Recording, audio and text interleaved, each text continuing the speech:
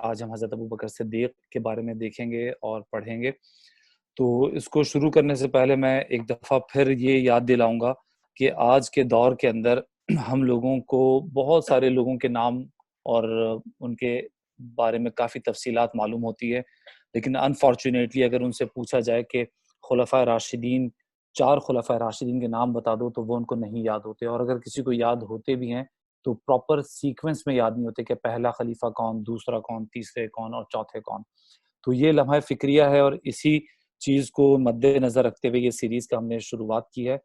تو جیسا کہ آپ جانتے ہیں کہ اگر کسی سے بچوں سے پوچھے تو وہ اسپورٹس کے، فٹ بال پلیئرز کے پتہ نہیں کتنوں کے نام پتہ ہوں گے، کس ٹیم سے کون بلانگ کرتا ہے۔ کرکٹ کا بھی یہی حال ہے کہ اپنی پاکستانی ٹیم کے تو نام معلوم ہی ہے، اس کے علاوہ بھی دوسرے جو آپ کے کمپٹیٹر ٹیمز ہیں ان کے بھی نام معلوم ہے، پلیئرز کے بارے میں بڑی تفصیلات معلوم ہے۔ بڑے لوگوں کو، سیاست دانوں کے بارے میں اتنی زیادہ معلومات ہے کہ بس عقل حیران رہ جاتی ہے۔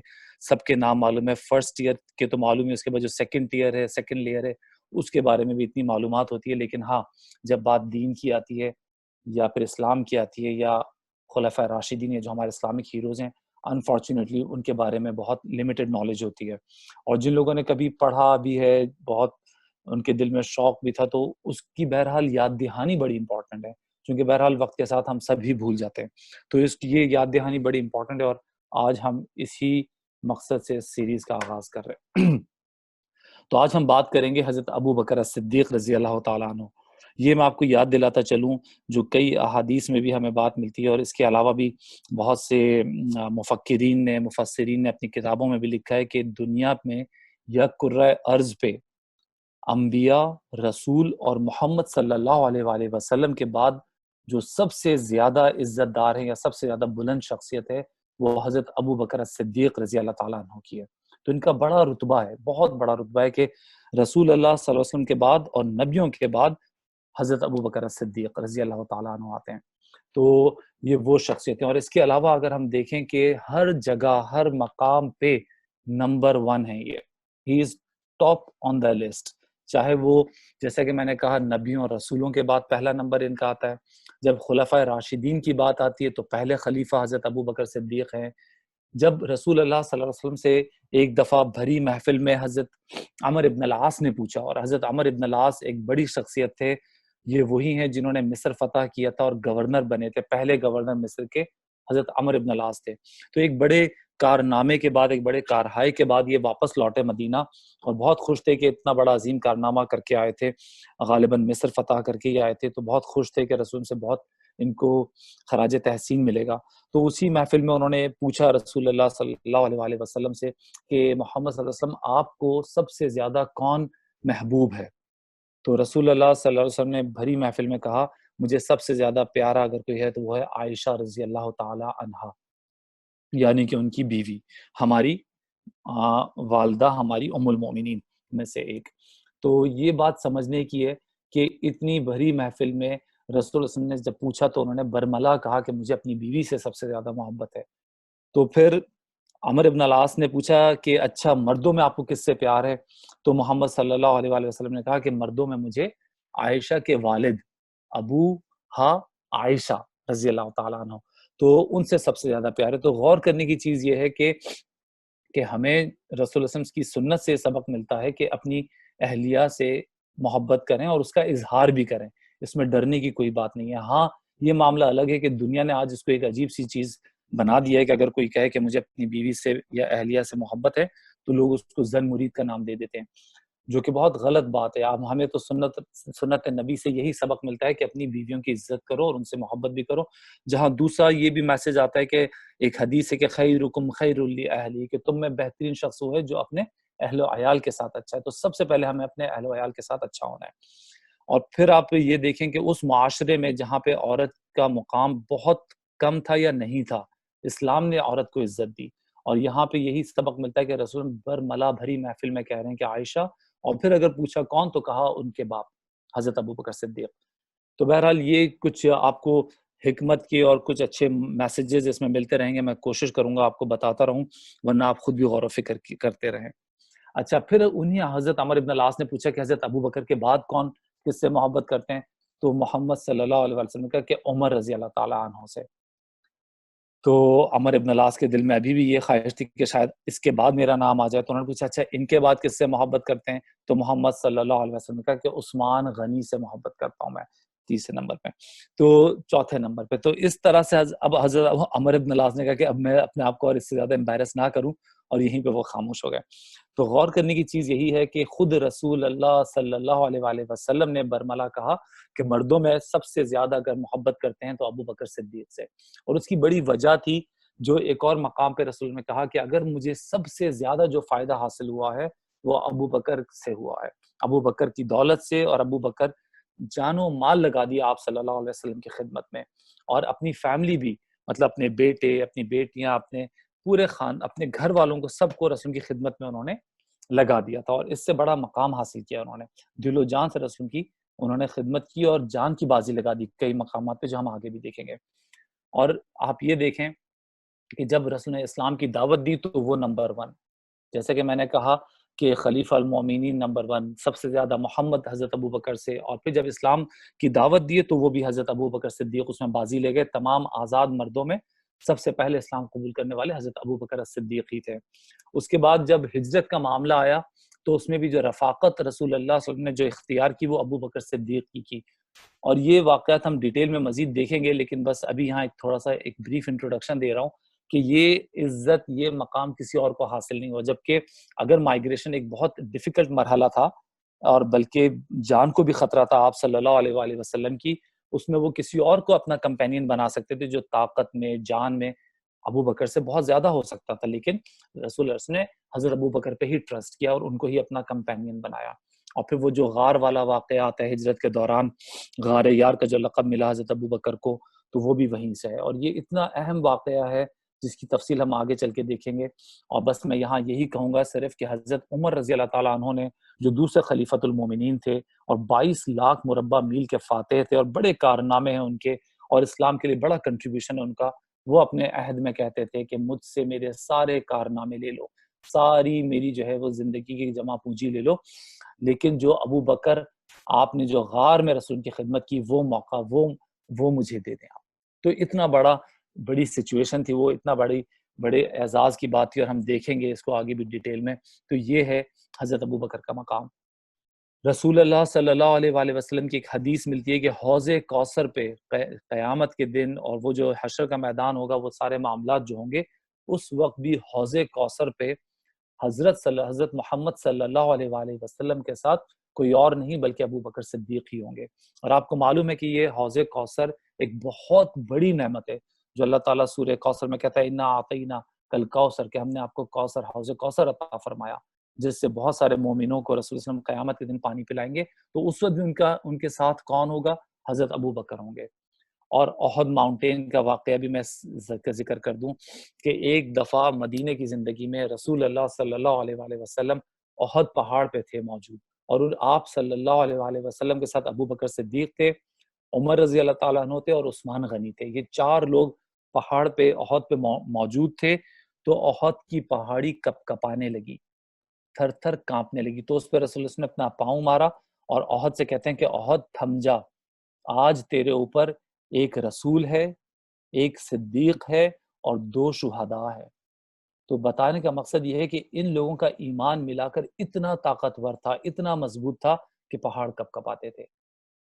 تو یہ تھی حضرت ابو بکر صدیق کی ایک بریف انٹروڈکشن, جس سے آپ اندازہ لگا سکتے ہیں کہ کتنی بلند ہستی, کتنی بلند شخصیت ہے ان کی رسول اللہ صلی اللہ علیہ وسلم کے بعد. آگے چلتے ہیں اور دیکھتے ہیں کہ ان کا نام جو رکھا گیا تھا عبداللہ بن عثمان ان کا نام تھا. عبد الکعبہ بھی کہتے تھے ان کو اسلام سے پہلے, اور ان کی کنیت ابو بکر تھی. بکر کا مطلب ہوتا ہے وہ شخص جو نیکی میں آگے بڑھے, نیکی میں بڑھ چڑھ کے حصہ لے. تو آپ یہ دیکھیں کہ زمانہ جاہلیت میں بھی ان کا نام ابو بکر ہی تھا, چونکہ وہ نیکی کے کاموں میں آگے بڑھتے تھے, اپنے اڑوس پڑوس کے لوگوں کی بکریاں دو دیا کرتے تھے, اس سے دودھ نکال لیا کرتے تھے بغیر ان کے کہے یا ان کی مدد کرنے کے لیے. اور یہی معاملہ ان کا مدینے کی زندگی میں بھی تھا, یہاں تک کہ خلیفہ بھی بن گئے تھے. اس کے باوجود امیر المومنین تھے, اس کے باوجود اڑوس پڑوس کے لوگوں کی مدد کرنے کے لیے ان کی بکریوں کا دودھ نکال دیا کرتے تھے, اور بھی بہت سارے نیکی کے کاموں میں آگے بڑھتے تھے. اور یہ بات میں دوبارہ اور بار بار ریپیٹ اس لیے کر رہا ہوں کہ ہمیں بھی اور اپنے بچوں کو بھی اور خود بھی اس بات کی ترغیب دینی ہے کہ نیکی کے کام میں آگے بڑھو. اور یہ اس لیے اہم ہے کہ آپ اگر یاد کریں کہ جب رسول اللہ صلی اللہ علیہ وآلہ وسلم پہ غار ہرا میں پہلی وحی آئی ہے، جبرائیل علیہ السلام پہلی وحی لے کر آئے، اس کے بعد آپ صلی اللہ علیہ وسلم پہ ایک کپ کپی ایک خوف طاری تھا. گھر پہ آئے ہیں تو اپنی اہلیہ سے کہتے ہیں، خدیجۃ الکبریٰ سے رضی اللہ تعالی عنہا سے، کہ مجھے چادر اڑا دو اور مجھے اپنی جان کا خوف ہے، مجھے اپنی جان کا خطرہ ہے. تو پھر خدیجۃ الکبریٰ رضی اللہ تعالیٰ عنہ نے کہا تھا، 8 خوبیاں گنوائی تھی رسول اللہ صلی اللہ علیہ وآلہ وسلم کی شخصیت کی، اور کہا تھا کہ آپ یہ کام کرتے ہیں، اللہ آپ کو کبھی ضائع نہیں کرے گا. اور اس میں سے ایک کام یہ تھا کہ آپ نیکی کے کاموں میں آگے بڑھتے ہیں. تو بیعین ہی یہی خوبی حضرت ابو بکر صدیق کے اندر بھی تھی کہ وہ نیکی کے کاموں میں آگے بڑھتے تھے، وہ کوئی بھی نیکی ہو، چھوٹی سے چھوٹی، بڑی سے بڑی. تو ہمیں ان چیزوں میں توجہ دینی چاہیے اور اپنی شخصیت میں یہ خوبی پیدا کرنی چاہیے کہ ہم نیکی کے کاموں میں آگے بڑھیں. اب میں ایک سوال لے لیتا ہوں تھوڑا سا اس کو انٹریکٹیو بنانے کے لیے، کہ نام تو عبداللہ بن عثمان تھا، لیکن حضرت ابو بکر کا لقب کیا تھا؟ کون بچہ جواب دے گا؟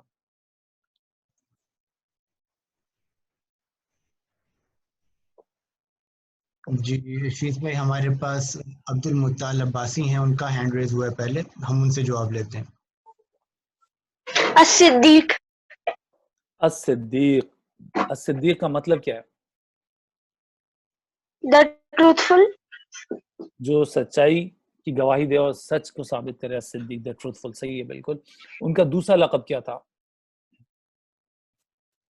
دوسرا لقب جو ہے اس کے لیے ہم لوگ سہیب اور فاطمہ خان جو ہیں ان سے جواب لے لیتے. جی سہیب. سہیب.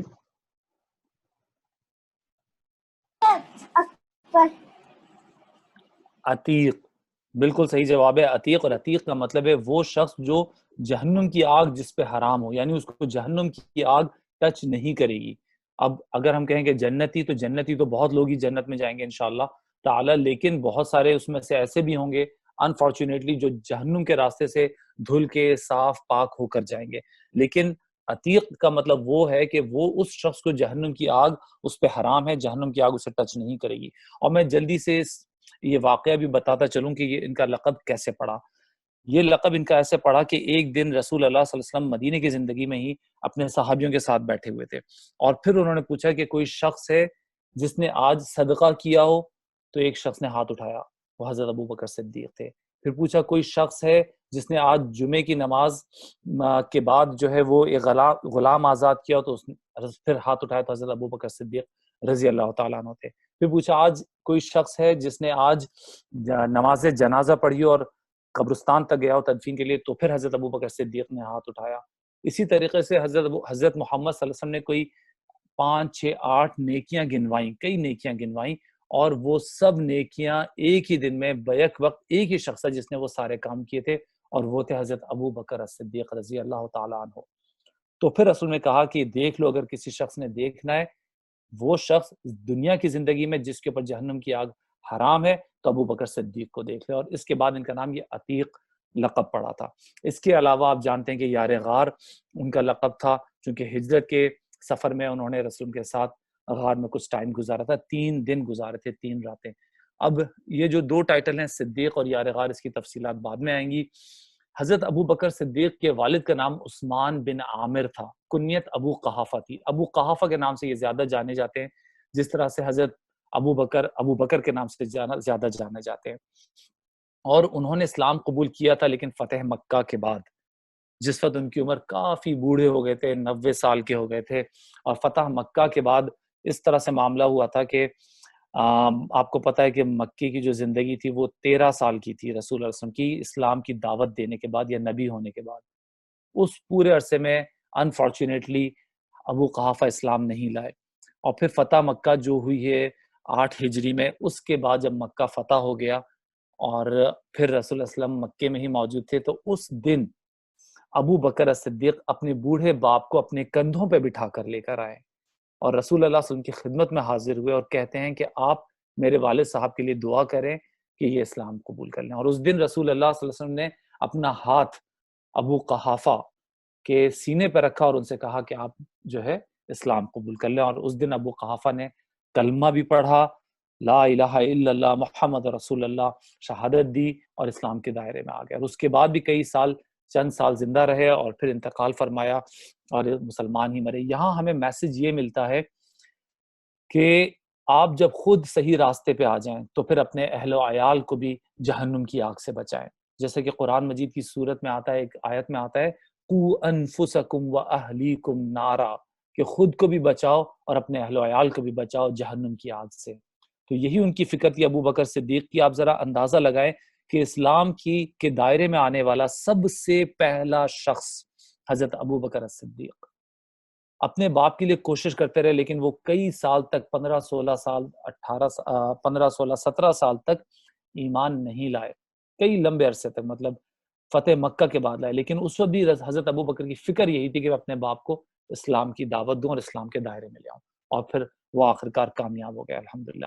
ان کی والدہ حضرت ابو بکر کی والدہ کی کنیت تھی ام الخیر، نام تھا سلمہ بنت سخر، اور وہ اسلام پہلے لے آئی تھی، ہجرت سے پہلے ہی لے آئی تھی. اس کا بھی بڑا واقعہ ہے جو میں آگے چل کے بیان کروں گا. تو اس طریقے سے حضرت ابو بکر صدیق کا آپ نے حسب نسب دیکھ لیا. اب آپ دیکھیں کہ زمانہ جاہلیت میں ان کے کیسے طور طریقے تھے، کیا معاملات تھے. وہ ایک بہت ہی عزت دار فیملی میں پیدا ہوئے تھے اور زمانہ جاہلیت میں بھی وہ بتوں کی پوجا سے دور رہے، شراب جیسی بیماری سے یا برائیوں سے دور رہے، جبکہ یہ عام چیزیں تھیں. بتوں کو پوجنا آپ کو پتہ ہے مکہ میں زیادہ تر مشرک ہی تھے. عیسائی یہودیوں تو اب بعد کی بات ہے، یہ تو مدینے کی زندگی میں جا کے واسطہ پڑا یہودیوں سے، یا بعد میں اسلام عیسائیوں تک پھیلا. لیکن مکہ کی زندگی میں مشرک ہی تھے، ان کا دین یہی تھا کہ بتوں کو پوجنا. آس پاس سب بت پرست موجود تھے، لیکن حضرت ابو بکر الصدیق نے ساری زندگی ایون زمانہ جاہلیت میں بھی بت پرستی سے دور رہے، یہاں تک کہ نفرت کرتے تھے. اور شراب کیوں نہیں پیتے تھے جبکہ ایک عام سی چیز تھی. وہاں حرام حلال کا تو کوئی چکر ہی نہیں تھا، شریعت تو آئی نہیں تھی اس وقت، تو لوگ بڑی معمولی بات تھی، عام سی بات تھی شراب پینا. لیکن وہ شراب اس لیے نہیں پیتے تھے کہ ان کو معلوم تھا کہ شراب پینے کے بعد انسان کا دماغ اپنا صحیح کام نہیں کرتا، آدمی بہک جاتا ہے اور پھر ایسی غلط سلط حرکتیں کرتا ہے جس سے اس کی بے عزتی ہوتی ہے، لوگ اس کے بارے میں بری باتیں کرتے ہیں. تو وہ اپنی کریڈیبلٹی ہرٹ نہیں ہونے دینا چاہتے تھے، وہ برے کاموں سے بچتے تھے، بری صحبت سے بچتے تھے. زمانے جاہلیت میں بھی برے دوست نہیں بناتے تھے جو غلط کاموں میں ملوث ہوں. تو یہ ایک سلیم الفطرت انسان کی نشانی ہوتی ہے. اور اسی طریقے کا معاملہ حضرت عثمان غنی کا بھی تھا کہ زمانہ جاہلیت میں بھی وہ کبھی بھی بت پرستی اور شراب سے دور رہے. تو میں بتانے کا مقصد یہ ہے کہ یہ وہ منکرات ہیں کہ انسان کی طبیعت اس سے جو ہے نا نفرت کرتی ہے. تو ہمیں ان چیزوں سے بچنا چاہیے. ضروری نہیں کہ وہ اسلام کریں گے تو ہی ہم یہ سب کریں گے. ایک شریف انسان ہر دور میں ان چیزوں سے دور ہی رہتا ہے، اور اسلام آنے کے بعد تو ہمیں اللہ ہی روکتا ہے. اچھا، بچپن سے ہی مطلب وہ مدینے کی، وہ اس وقت کے حجاز کے مکے کے چند لوگوں میں سے جو اسلام جو پڑھے لکھے تھے. تو حضرت ابو بکر ایک پڑھے لکھے انسان تھے. جوان ہوئے تو انہوں نے کاروبار کیا، اور کاروبار بھی انہوں نے کپڑے کا کیا. کپڑے کے کاروبار میں وہ انگیج تھے، ملوث تھے اور اسی کو کرتے تھے. تجارت کی غرض سے انہوں نے بہت سفر کیے. جب وہ جوان ہوئے انہوں نے بہت سفر کیے تجارت کی غرض سے.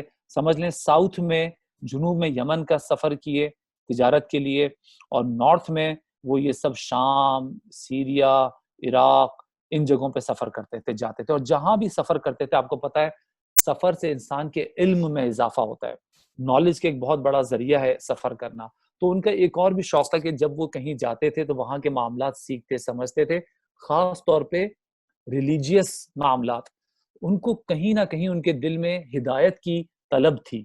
وہ اس بات کو مانتے تھے کہ بت پرستی کوئی اچھا کام نہیں ہے بچپن سے ہی، اور وہ ہدایت کی تلاش میں تھے.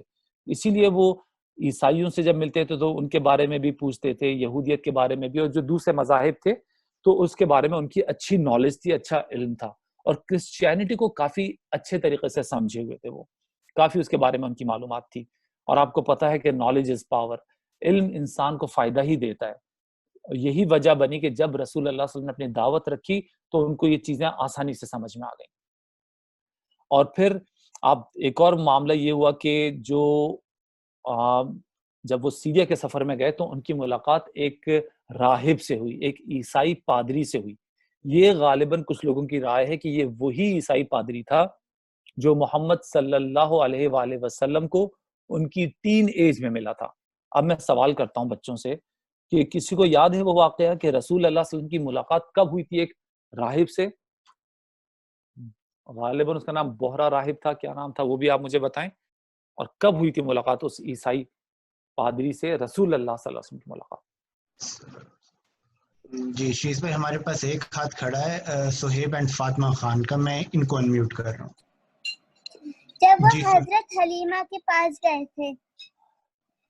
نہیں بیٹا، حضرت حلیمہ کے پاس تو بہت چھوٹی عمر میں تھے وہ۔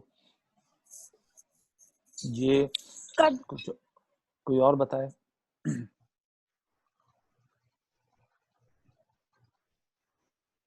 فی الحال تو اور کوئی ہاتھ کھڑا نہیں ہو رہا۔ اچھا میں یاد دلا دیتا ہوں جی ہاں، کہ جب رسول اللہ صلی اللہ علیہ وسلم ٹین ایج کے تھے، ایک بالکل کم عمر لڑکے، کم سن لڑکے تھے، تو انہوں نے ان کے چچا حضرت ابو طالب جو ان کے چچا تھے، وہ شام کے سفر پہ تجارت کے لیے جا رہے تھے، تو رسول اللہ علیہ وسلم نے ضد کی کہ میں آپ کے ساتھ جانا چاہتا ہوں، اور ان کے ساتھ ہو لیے تھے۔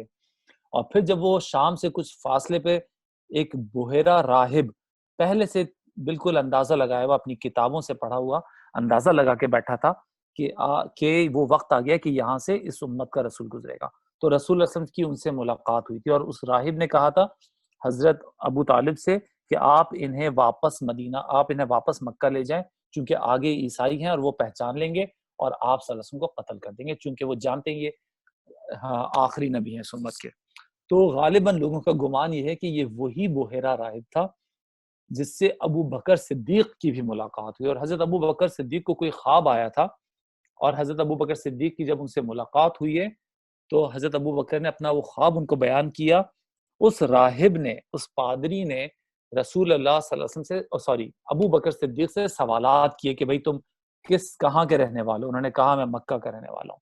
پوچھا تم کس قبیلے سے تعلق رکھتے ہو؟ انہوں نے بتایا میں قریش سے تعلق رکھتا ہوں۔ اس نے اور چند سوالات کیے، اور سوالات کرنے کے بعد انہوں نے کہا، اس راہب نے کہا کہ میرا گمان ہے کہ انہوں نے کہا کہ اس امت کا آخری نبی آنے والا ہے، یہی وقت ہے، اور میرا گمان ہے کہ آپ اس کے پرائم کمپینین ہوں گے، اس کے موسٹ اسٹرانگسٹ سپورٹر ہوں گے۔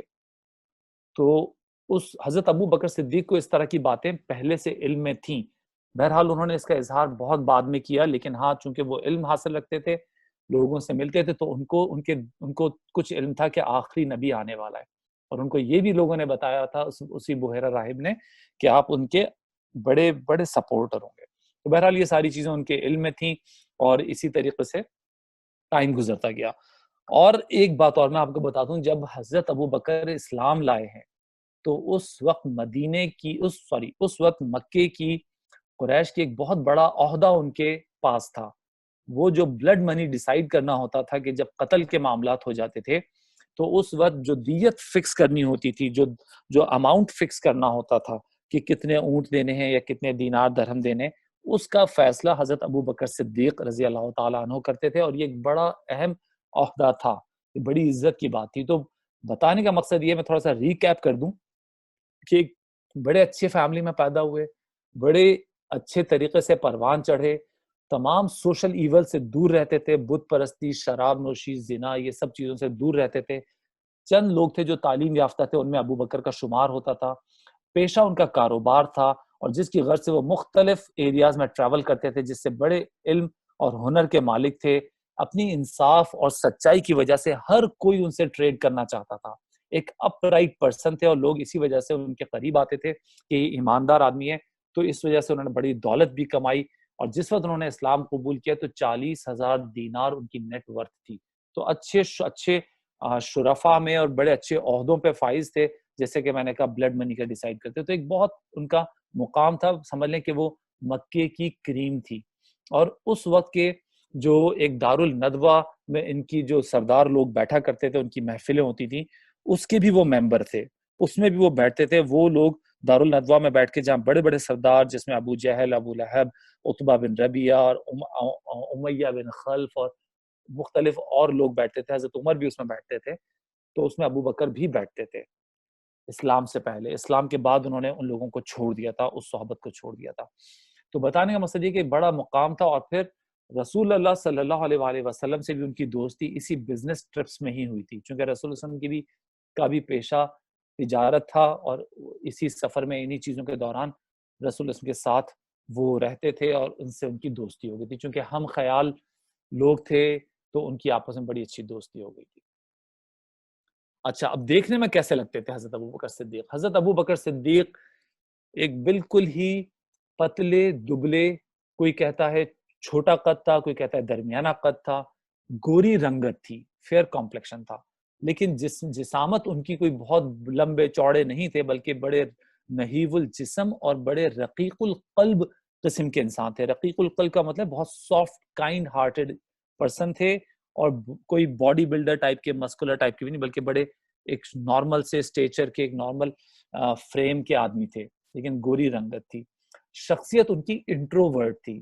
آپ کو پتا ہے کہ دو طرح کی شخصیت ہوتی ہیں, ایک ایکسٹروورٹ, ایک انٹروورٹ. ایکسٹروورٹ وہ ہوتے ہیں جو بڑے سمجھ لیں کہ بہت آؤٹ سپوکن, بولنے والے اور دوستی یاری والے, اور سمجھ لیں کہ وہ جب لوگوں کی محفل میں ہوتے ہیں تو ان کو بڑی انرجی ملتی ہے, بڑا ہلا گلا کرنے والے لوگ ہوتے ہیں.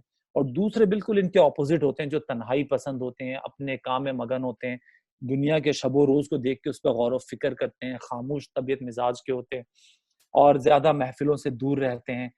یہ ایک وہ شخص ہے. حضرت ابو بکر صدیق کی انٹروورٹ پرسنالٹی تھی, اور حضرت عمر کی ایکسٹروورٹ پرسنالٹی تھی, جو ہم انشاءاللہ نیکسٹ سیشن میں نیکسٹ ویک ڈسکس کریں گے. لیکن محمد صلی اللہ علیہ وسلم کی بالکل بیلنسڈ ان دونوں کے بیچ کی پرسنالٹی تھی.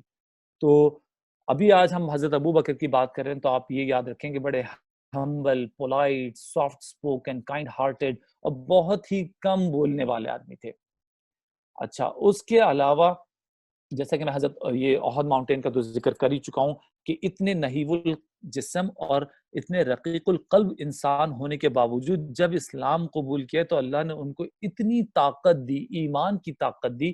جب احد ماؤنٹین احد پہ کھڑے تو پہاڑ کپ کپاتے تھے, کہ اتنی عظیم شخصیت اور اتنا مضبوط ایمان کا انسان ان کے اوپر ہے, تو لٹرلی پہاڑوں سے زیادہ مضبوط ان کا ایمان تھا.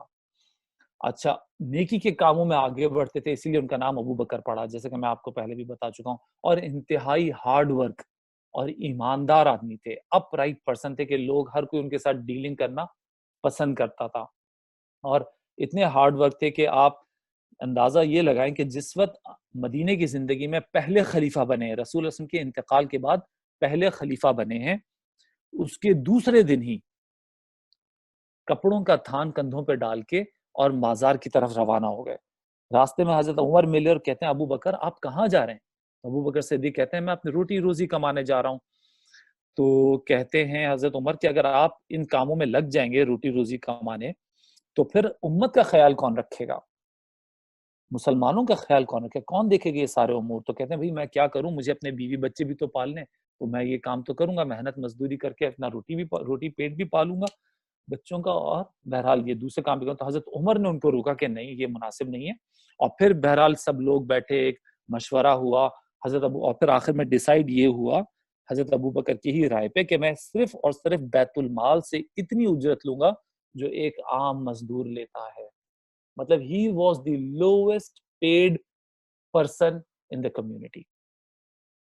آپ اندازہ لگائیں کہ امیر المومنین کوئی دنیا کی حوث نہیں, اور شروع سے ہی محنتی اور اپنی محنت خود کر کے روزی کمانا چاہ رہے ہیں. لیکن پھر جب لوگوں نے کہا, حضرت عمر نے کہا, تو پھر ایگری بھی کیا, تو بہت ہی کم ڈیلی ویجز پہ, منیمم پیڈ. اور بعد میں آپ کو بتاؤں گا جب ان کا انتقال ہوا ہے 2 سال خلافت کرنے کے بعد, تو وہ پیسہ بھی جو انہوں نے بیت المال سے 2 سال کے عرصے میں لیا تھا, اپنی ایک زمین بیچ کے واپس بیت المال کو دے دیا, تاکہ یہ نہ ہو کہ میں پیسوں کے لیے یہ خلافت سنبھالے ہوئے تھا. تو یہ تھی ان بڑے لوگوں کی, عظیم لوگوں کی شان, اور انہی چیزوں سے عزت ملتی ہے اور انہی چیزوں سے مقام ملتا ہے. اچھا, اب ہم بات کریں گے کہ اسلام کیسے قبول کیا. آپ کو پتا ہے کہ رسول اللہ صلی اللہ علیہ وسلم نے جب نبوت کا دعویٰ کیا اور دعوت دی, تو سب سے پہلے اسلام لائے ہیں ان کے گھر کے لوگ, ان کے بالکل کلوز لوگ تھے, جو ان گھر میں ان کے ساتھ ہوتے تھے, وہ لوگ اسلام لائے. جیسا کہ حضرت خدیجہ الکبریٰ ام المومنین سب سے پہلے ان کی اہلیہ تھیں، وہ ایمان لائیں۔ اس کے بعد بچوں میں حضرت علی رضی اللہ تعالیٰ عنہ جن کی عمر 6 سال تھی اور آپ کی کفالت میں تھے، چونکہ ابو طالب جو ان کے چچا تھے وہ سردار تو تھے لیکن مالی طور پہ اتنے امیر نہیں تھے، تو رسول نے ان کی کفالت سنبھالی ہوئی تھی حضرت علی کی، چونکہ خود محمد صلی اللہ علیہ وسلم کی کفالت ایک زمانے میں ان کے چچا ابو طالب کرتے رہے۔ جب رسول اللہ علیہ وسلم کمانے لگے، بڑے ہو گئے، تو انہوں نے کہا کہ اب میں آپ کا شولڈر کرنا، آپ کا جو بھی لوڈ ہے اس کو میں شولڈر کرنا چاہتا ہوں اور شیئر کرنا چاہتا ہوں۔ تو پھر حضرت علی کی کفالت آپ صلی اللہ علیہ وسلم نے لے لی تھی اور حضرت علی ان کے ساتھ ہی رہتے تھے۔ تو دیکھیں آپ، سب سے پہلے بیوی ایمان لائیں، پھر وہ بچے حضرت علی رضی اللہ تعالیٰ عنہ جو ان کے گھر میں ان کے ساتھ ہوتے تھے، اور اس کے بعد زید بن حارثہ۔ زید بن حارثہ کون تھے؟ یہ بھی آپ کے منہ بولے بیٹے تھے، گھر میں آپ کے ساتھ ہی رہتے تھے۔ بہرحال یہ حضرت ان کے منہ بولے بیٹے تھے۔ تو یہ تینوں لوگ جو the point what I'm trying to make کہ یہ لوگ ان کے گھر میں ان کے ساتھ ہوتے تھے، اور ایمان جب لائے ہیں تو سب سے پہلے گھر کے لوگوں نے تصدیق کی، سب سے پہلے گھر کے لوگ ایمان لائے۔ آج ہمارا معاملات کیا ہے؟ ہمارے نہیں، ایک جنرل بات کر رہا ہوں میں، کہ ہوتا یہ ہے کہ آج ہم سے جو سب سے زیادہ ناراض ہوتے ہیں وہ ہمارے قریب ترین لوگ ہی ناراض ہوتے ہیں۔ اس کی وجہ کیا ہے؟ یہ ہمیں خود سب کو دیکھنا ہوگا، ہمیں غور و فکر کرنا ہوگا۔ ہونا تو یہ چاہیے کہ ہمارے جو قریب ترین لوگ ہیں، جو سب سے زیادہ ہمارے اچھے برے وقت میں ساتھی ہوتے ہیں، وہی ہم سے سب سے زیادہ خوش ہوں اور ہم ان کے حقوق کی ادائیگی کریں، تبھی وہ ہم سے خوش ہوں گے۔ اور آج کل بالکل معاملہ برعکس ہوا ہوا ہے کہ ہم سے اگر سب سے زیادہ کوئی ناراض ہے تو ہماری بیوی ہے یا بچے ہیں یا والدین ہیں یا بہن بھائی ہیں۔ ہمیں کوشش یہ کرنی چاہیے، یہی وہ لوگ ہیں جو ہمارے سب سے قریب ہیں، ان کے سب سے زیادہ ہم پہ احسانات ہوتے ہیں، ہم ان کو سب سے زیادہ اپنے سے خوش رکھیں اور ان کے حقوق کی ادائیگی کریں۔ اچھا، اب بات آتی ہے جب گھر سے باہر نکلے۔ آزاد مردوں میں سب سے پہلے اسلام لائے ہیں حضرت ابو بکر الصدیق۔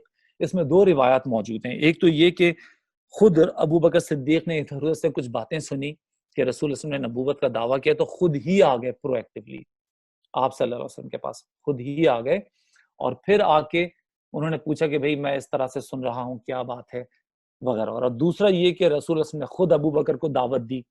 لیکن ان آئدر کیس روایات بہت اسٹرانگ ہے، یہ بات مشہور ہے کہ رسول اللہ صلی اللہ علیہ وآلہ وسلم نے خود کہا ہے کہ میں نے جس کے آگے بھی دعوت رکھی اس نے سوچا، اس نے ٹائم لیا، الا ابو بکر الصدیق۔ ابو بکر صدیق نے ایک لہجے کا بھی توقف نہیں کیا، ایک لہجے کا بھی توقف نہیں کیا، اور ایمان قبول کر لیا اور کلمہ پڑھ دیا، لا الہ الا اللہ محمد رسول اللہ۔ کچھ روایات یہ آتی ہے رسول نے کہا کہ میں نے جب دعوت ان کے سامنے رکھی کہ اللہ ایک ہے اور میں اللہ کا رسول ہوں، مجھ پہ اس طرح سے وحی آئی، رسول کہتے ہیں میری بات بھی مکمل نہیں ہوئی تھی، میری بات بھی مکمل نہیں ہوئی تھی، اور ابو بکر نے کہا صدق رسول اللہ، کلمہ پڑھ دیا لا الہ الا اللہ محمد رسول اللہ۔ ان آئدر کیس یہ وہ سچویشن ہے کہ وہ لپک کے، مطلب دین ان کے اندر پہلے سے موجود تھا، سلیم الفطرت انسان تھے، ان کو ایک سمجھ لیں ایک جھلکی میں لیے اور انہوں نے لپک کے اسلام قبول کیا، یہ ان کی شخصیت تھی۔ اور یہ بات بھی سمجھ لیں کہ اس وقت اسلام قبول کرنا کوئی لگژری ڈیل نہیں ہوتی تھی۔ جو شخص اسلام قبول کرتا تھا سمجھ لیں کہ وہ موت کو دعوت دیتا تھا، وہ توپوں کا رخ اپنی طرف کر لیتا تھا، سب معاشرہ اس کا دشمن ہو جاتا تھا، ان کو بھوکا پیاسا رکھا جاتا تھا، ان کو قید کر دیا جاتا تھا، ان کو مکے کی گلیوں میں گھسیٹا جاتا تھا، ان کو کوڑوں سے مارا جاتا تھا، ان کے اوپر گرم تلواریں لگائی جاتی تھیں، ان کو شہید کر دیا جاتا تھا۔ کتنی ہی مثالیں، کتنے ہی واقعات اسلامی تاریخ میں بھرے ہوئے، لیکن جو اسلام قبول کر لیتا تھا پھر وہ اس سے ٹس سے مس نہیں ہوتا تھا۔ تو ابو بکر صدیق نے کسی دنیا کی لالچ میں نہیں بلکہ اپنے آپ کو رسول اللہ علیہ وسلم کی خدمت میں پیش کر دیا تھا کہ آج کے بعد میری جان مال سب رسول کی خدمت میں لگا دوں گا۔ تو یہ تھی ان کے اسلام قبول کرنے کی داستان، اور وہ پہلے آزاد مرد تھے جنہوں نے اسلام قبول کیا۔ اور جس وقت اسلام قبول کیا ہے تو ہی واز اے رچ مین، جیسے کہ میں نے کہا 40,000 دینار، 40,000 سلور کوئنز، لوگ کہتے ہیں ان کی نیٹ ورتھ، ایک امیر آدمی تھے۔ اور اس کے بعد انہوں نے اپنی ساری دولت بھی رسول اللہ صلی اللہ علیہ وآلہ وسلم کی خدمت میں لگا دی۔ اور جب ہجرت کی ہے 13 سال کے بعد، ان کے پاس صرف اور صرف 4,000 دینار موجود تھے، اور وہ بھی اپنے ساتھ لے لیے، پیچھے ماں باپ کے لیے بیوی بچوں کے لیے کچھ نہیں چھوڑا، وہ سب لے کے اپنے ساتھ رسول کے ساتھ ہجرت میں روانہ ہو گئے. تو یہ تھے حضرت ابو بکر صدیق، یہ ہے ان کے بارے میں. اور پھر جب انہوں نے یہ، اب آپ سوچیں گے یہ مال انہوں نے کہاں خرچ کیا، یہ 40,000 دینار سے 4,000 دینار کیسے رہ گئے؟ تو اب میں آپ سے سوال کرتا ہوں، کیا آپ بتائیں گے مجھے کہ حضرت ابو بکر صدیق جب انہوں نے اسلام قبول کیا اس کے نیکسٹ ڈے ہی ودن 24 آورز انہوں نے تبلیغ شروع کر دی، دعوت دینے کا کام شروع کر دیا، اور انہوں نے کن لوگوں کو دعوت دی اور کون لوگ ایمان لائے؟ اب میرا سوال ہے آپ سے، چند نام بتا دیں. جی ماشاءاللہ، ہمارے پاس ہاتھ پھر سے ایک دفعہ جو ہے سہیب اور فاطمہ خان کا کھڑا ہے، ان سے جواب لیتے ہیں.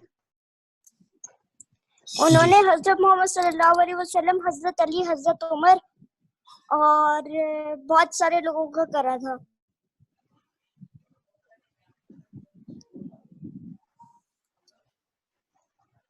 جواب درست نہیں ہے، کیونکہ حضرت علی تو پہلے ہی اسلام لے آئے تھے اور حضرت عمر تو بہت بعد میں اسلام لائے.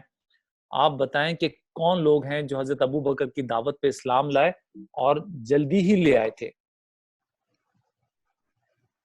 یہ ہے وہ فہرست. چلیں بتائیے، سوال لے لیتے ہیں. میرے خیال سے فہرست جو ہے آپ گنوا دیں، لسٹ شو کر دیں آپ شیز بھائی. ابھی پارٹیسپیشن جو ہے ابھی اس طریقے سے میرے خیال سے نہیں. میرا خیال ہے سوال بھی مشکل ہے. جی جی. تو یہ دیکھیں آپ کہ پہلے دن ہی 24 گھنٹے کے اندر ہی انہوں نے دعوت دینے کا کام شروع کر دیا. اور ان کے دعوت دینے سے کون لوگ ایمان لائے؟ یہ ہے عشرہ مبشرہ کی لسٹ، وہ 10 پرومسڈ مسلمان جو جنت میں جائیں گے. عشرہ مبشرہ رسول نے اپنی زندگی میں ہی بتا دیا تھا.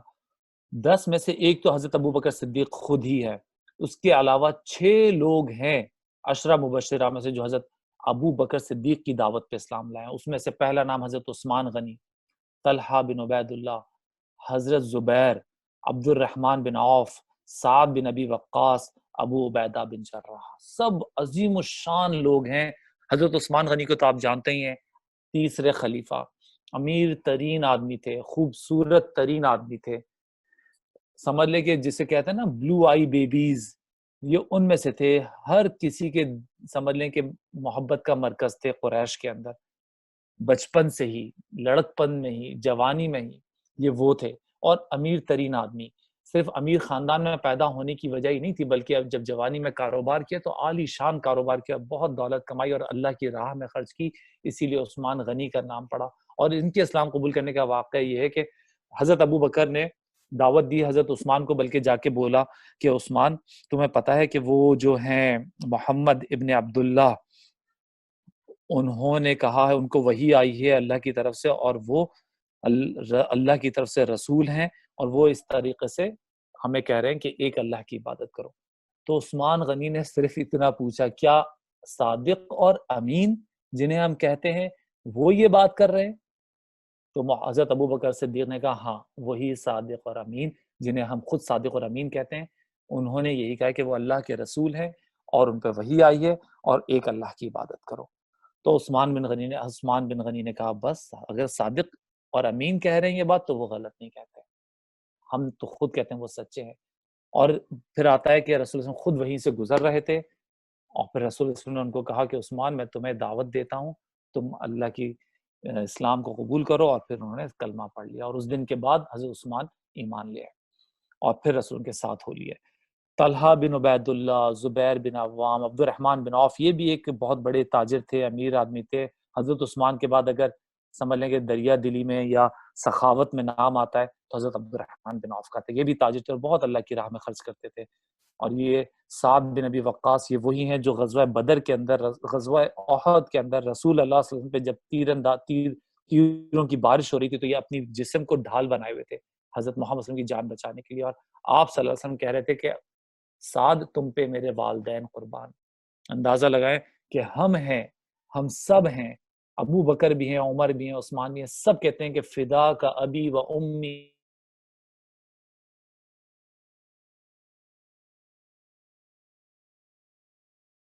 یا رسول اللہ. اور پھر یہ ابو عبیدہ بن جراح بھی ایک بڑے عظیم صحابی تھے. یہ وہ صحابی تھے کہ بہت ویل ٹرینڈ، یہ چیف آف آرمی اسٹاف تھے جب خلافت ہوئی ہے اور رسول نے دین پھیلایا ہے، چیف آف آرمی اسٹاف تھے، اور یہ وہ ہیں جنہوں نے اپنے باپ سے بڑی زبردست ٹریننگ لی ہوئی تھی وار فیئر کی، کہ گھوڑے پہ سوار ہو کے موبائل موونگ آبجیکٹ کو ٹارگٹ کرتے تھے اور ہٹ کرتے تھے، اتنے زبردست ویل ٹرین تھے. اور یہ وہی ہیں جن کے بارے میں حضرت عمر رضی اللہ تعالیٰ عنہ نے اپنے انتقال کے وقت کہا کہ آج اگر ابو عبیدہ زندہ ہوتے تو میں ان کو خلیفہ بنا جاتا. رسول اللہ نے ان کو لقب دیا تھا امین الامہ کا. تو میں بس بتا یہ رہا ہوں کہ یہ وہ عظیم الشان شخصیات ہیں، بلکہ اگر کہا جائے پلرز آف اسلام ہیں، تو ان کو سب کو دعوت دینے والے کون تھے؟ ابو بکر صدیق تھے، اور ان کی دعوت پہ ایمان لائے. اب جب رسول اللہ ایمان لے آئے ہیں، ابو بکر صدیق جب ایمان لے آئے محمد صلی اللہ علیہ وسلم، تو آپ یہ بات سمجھ لیں کہ یہ کوئی سمجھ لیں کہ کوئی جیسا میں نے کہا لگژری ڈیل نہیں تھی. اس کے لیے تو بڑی پھر پرائز پے کیے لوگوں نے، اپنی جان کی بازی لگائی ہے. اور دو بڑے اہم واقعات آتے ہیں کہ ایک دفعہ رسول اللہ صلی اللہ علیہ وآلہ وسلم حرم میں، یہ مکہ کی ایک پرانی تصویر جو مجھے ملی، میں نے جسٹ فار ویژولز لگا دیے، کہ حرم میں نماز پڑھ رہے تھے، اور جب وہ سجدے میں گئے ہیں رسول اللہ صلی اللہ علیہ وسلم، تو ان کے اوپر ابو جہل نے لا کے اونٹ کی اوجڑی ڈال دی.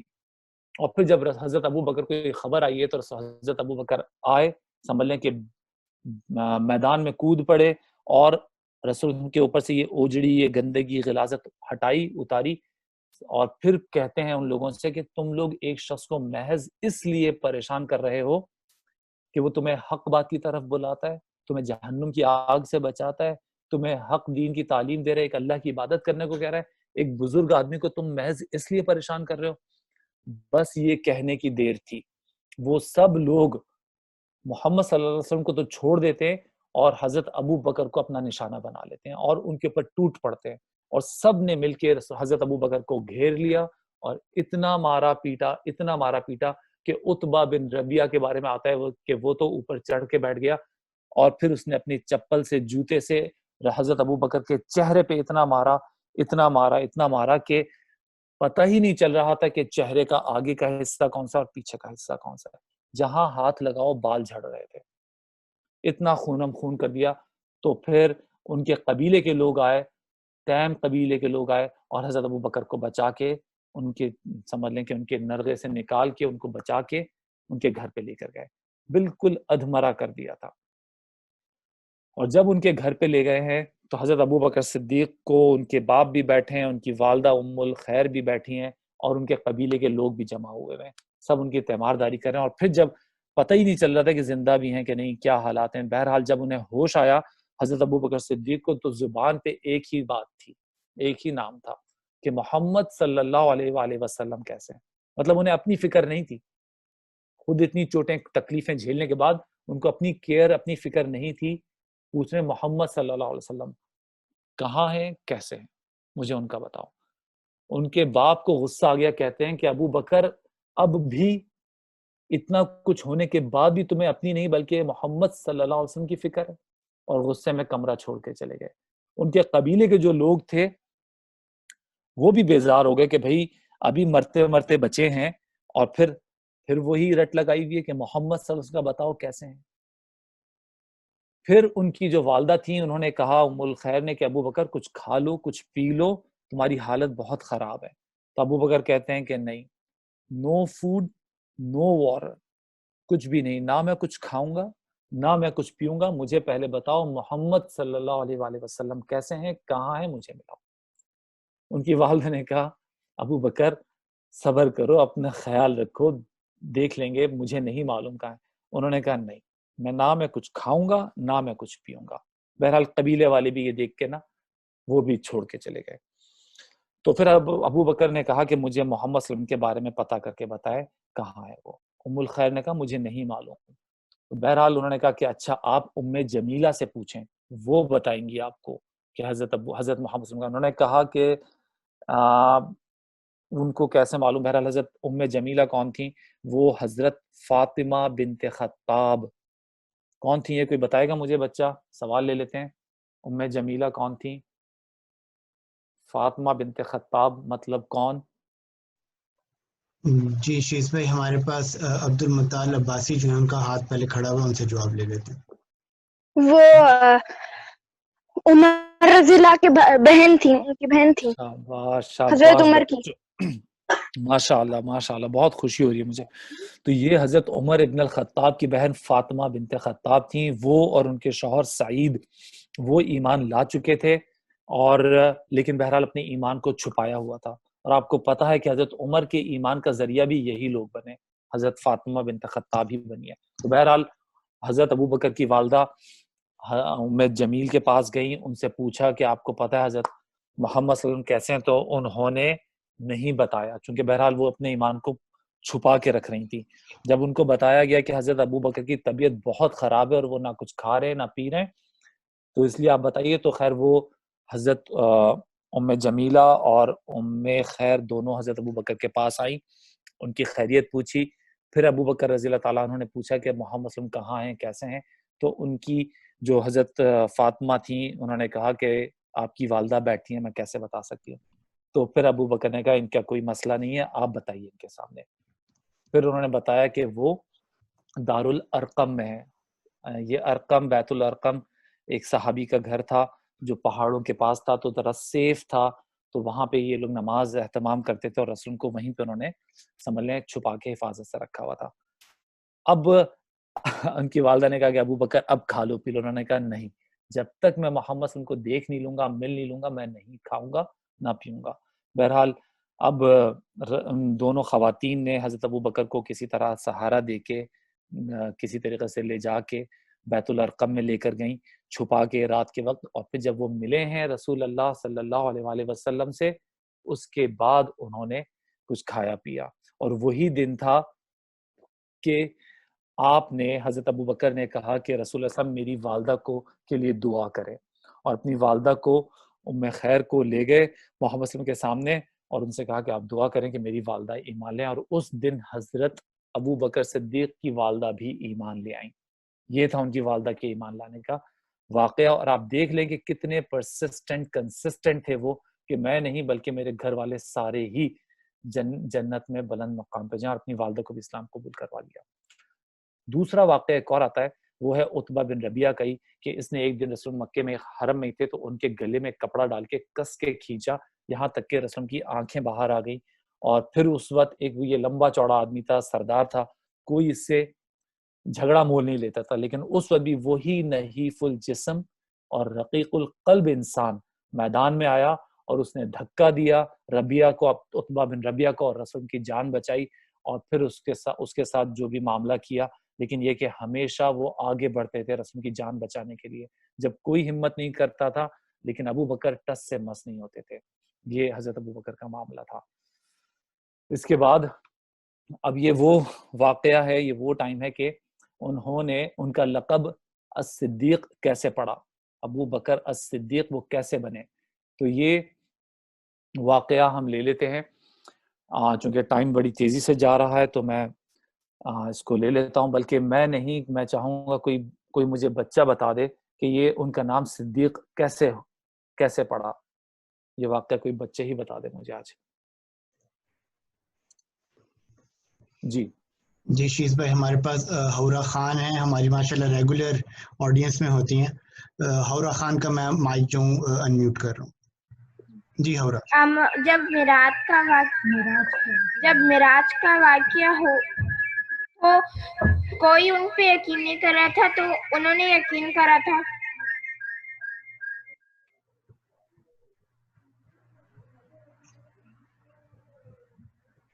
جی بالکل صحیح بات ہے، بالکل صحیح بات ہے ہورا. اچھا اب میں تھوڑا تفصیل میں چلا جاتا ہوں کہ آپ کو پتا ہے کہ رات کے ایک پہر میں ایک مطلب ان پورشن آف نائٹ حضرت محمد صلی اللہ علیہ وآلہ وسلم اپنے کمرے سے اپنے بستر سے اٹھے ہیں اور حضرت جبرائیل علیہ السلام آئے اور انہیں لے کر گئے پہلے بیت اللہ، اور وہاں پہ ان کے دل کو صاف کیا، دھویا زمزم سے، اور پھر یہاں سے سیدھا ٹریول کیا ہے فلسطین بیت المقدس، جو کہ کئی مہینوں کا فاصلے پہ تھا، وہاں لے کر گئے. اور پھر وہاں پہ حضرت محمد صلی اللہ علیہ وسلم نے تمام انبیاء کو نماز پڑھائی، اسی لیے آپ صلی اللہ علیہ وسلم کو امام الانبیاء کہتے ہیں. تو یہ تو ایک اسراء کہلاتا ہے، اسٹریٹ موومنٹ تھی. اور پھر اس کے بعد یہاں بیت المقدس سے اوپر 7 آسمانوں تک گئے جہاں اللہ سے ملاقات ہوئی ہے. اور وہ ایک براق پہ سوار تھے.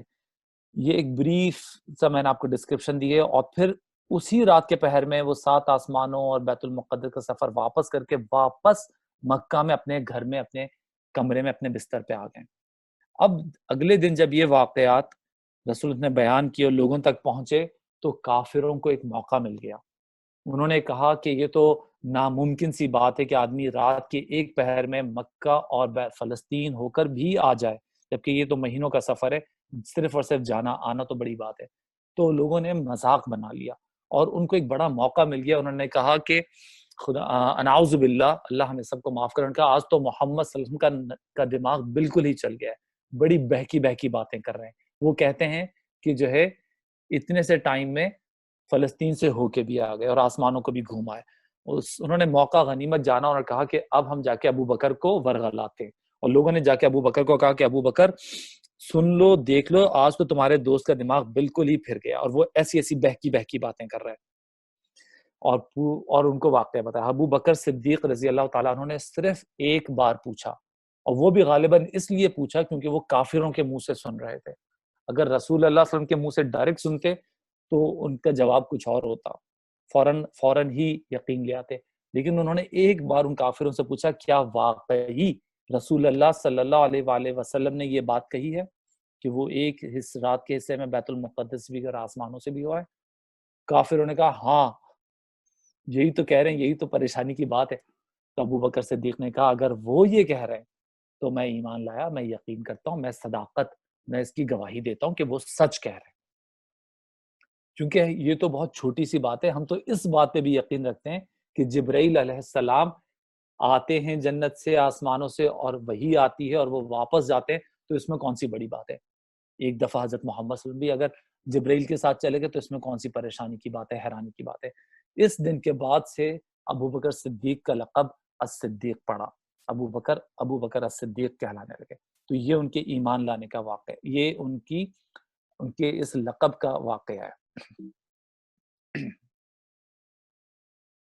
اچھا، اب یہ بھی آپ دیکھ لیں کہ وہ بڑے سخی تھے، اور جیسا کہ میں پہلے بھی بیان کر چکا ہوں کہ جب ایمان لائے تو 40,000 درہم یا سلور کوئنز ان کی نیٹ ورتھ تھی. اور پھر باقی سارا اسلام لانے کے بعد انہوں نے اپنے آپ کو جان اور مال سے رسول کی خدمت میں پیش کر دیا، اور سارا پیسہ جو کچھ تھا آپ سے ان کی خدمت میں لگا دیا. وہ دیکھتے جب مکے کے کافر مشرک معصوم اور مسکین اور غریب مسلمانوں پہ ظلم کر رہے ہوتے کہ ان کو جیسے حضرت بلال کو مکے کی گلیوں میں گھسیٹ رہے ہیں، تپتے پتھروں پہ لٹا دیا، اوپر سے چٹان بھی رکھ دی، اور خباب رضی اللہ تعالیٰ عنہ کو بھی ظلم و ستم کا نشانہ بنا رہے ہیں، حضرت سمیہ کو تو شہید کر دیا، اور کیا کیا ظلم انہوں نے کیے بہت سارے لوگوں پہ. حضرت زنیرہ کو اتنا مارا کہ ان کی آنکھوں کی بینائی چلی گئی. تو یہ سب ان سے دیکھا نہیں جاتا تھا. تو وہ کیا کرتے تھے کہ وہ جاتے تھے ان غلاموں کے آقاؤں کے پاس اور ان سے پوچھتے تھے کہ منہ مانگے داموں پہ وہ ان غلاموں کو خریدتے اور آزاد کر دیتے تھے.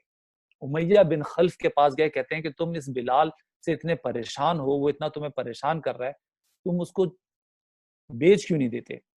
تو اس نے کہا بھئی اس کو کون خریدے گا، کالا نکٹا چپٹا حبشی ہے وہ. انہوں نے کہا میں خریدوں گا. اس نے پھر ایک بڑی رقم بول دی، اور جو اس نے منہ مانگے دام تھے حضرت ابوبکر نے اس کو وہ دیے، اور بلال رضی اللہ تعالیٰ عنہ کو آزاد کر لیا. اور اسی طریقے کا معاملہ حضرت زنیرہ کا تھا، اور یہ تو لسٹ بھری ہوئی ہے، نہ جانے کتنے صحابیوں کو انہوں نے خریدا، کتنے غلاموں کو خریدا اور آزاد کیا. تو یہ ان کی شخصیت کی بلندی تھی. ان کا باپ ابو قحافہ کہتا ہے حضرت بلال کو جب آزاد کرا، ابو قحافہ کہتا ہے کہ ابو بکر تمہیں کیا ہو گیا ہے، تمہارا دماغ تو ٹھیک ہے، کیسے سودے کر رہے ہو؟ ابو قحافہ بھی تاجر تھا، کہتا ہے تم کیسے سودے کر رہے ہو، تم اتنے مہنگے غلام خرید رہے ہو اور پھر ان کو آزاد کر دیتے ہو، اتنے مہنگے داموں غلام خرید رہے ہو اور ایسے بیکار غلام خرید رہے ہو اور ان کو آزاد کر دیتے ہو. اگر تمہیں آزاد ہی کرنا ہے تو پھر کوئی ڈھنگ کا غلام تو خریدو، کیونکہ تم آزاد کر بھی دو گے تو ایک مولا کا رشتہ تو رہتا ہے تمہارا، اس کا کسی طریقے سے وہ تمہارے کام آ جائے گا. تم یہ کس طریقے کے سودے کر رہے ہو؟ بیچارے ابو قحافہ کو معلوم ہی نہیں تھا کہ ابو بکر جو سودے کر رہا ہے وہ جنت کے سودے کر رہا ہے، وہ اللہ کی رضا کے سودے کر رہا ہے. اس کو دنیا یا دنیا کی چیزوں سے تو کوئی غرض ہی نہیں ہے، وہ تو اللہ اور رسول صلی اللہ علیہ وسلم کی رضا حاصل کرنے کے لیے سودے کر رہا ہے. تو یہ تھے ابو بکر الصدیق رضی اللہ تعالی عنہ.